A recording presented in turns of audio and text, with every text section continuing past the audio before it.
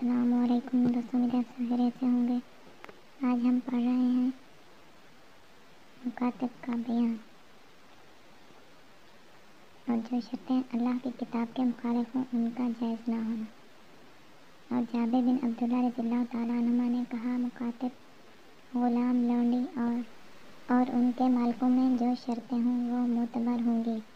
اور حضرت عبداللہ بن عمر رضی اللہ تعالیٰ عنہما یا حضرت عمر رضی اللہ تعالیٰ عنہ نے کہا، جو شرط اللہ کی کتاب کے خلاف ہو وہ باطل ہے، اگر 100 بار شرط لگائے۔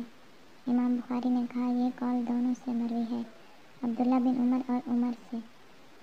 ہم سے علی بن عبداللہ مدینی نے بیان کیا، کہا ہم سے سفیان بن عیینہ نے، انہوں نے یحییٰ بن سعید انصاری سے، انہوں نے عمرہ سے، انہوں نے عائشہ صدیقہ رضی اللہ تعالیٰ عنہا سے، انہوں نے کہا بریرہ رضی اللہ تعالیٰ عنہ ان کے پاس آئی اپنی کتابت میں مدد چاہنے کو، انہوں نے کہا، اگر تو چاہتی ہے تو میں تیری کتابت کا روپیہ دیے دیتی ہوں، لیکن تیری ولا میں لوں گی۔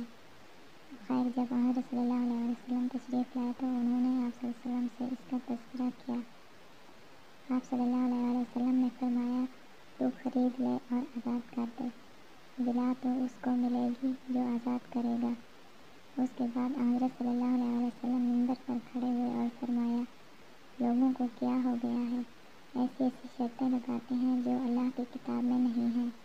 جو شخص ایسی شرط لگائے جو اللہ کی کتاب میں نہیں ہے تو اس سے کچھ فائدہ نہ اٹھائے گا، اگرچہ 100 بار وہ شرط لگائے۔ آج کی ہماری یہ ویڈیو یہاں پر ختم ہوتی ہے۔ ویڈیو پسند آئی تو لائک کر دیں، چینل پر نئے تو چینل کو سبسکرائب کر دیں تاکہ اسلامی کتابوں کی تمام ویڈیوز آپ تک پہنچتی رہیں۔ اللہ حافظ۔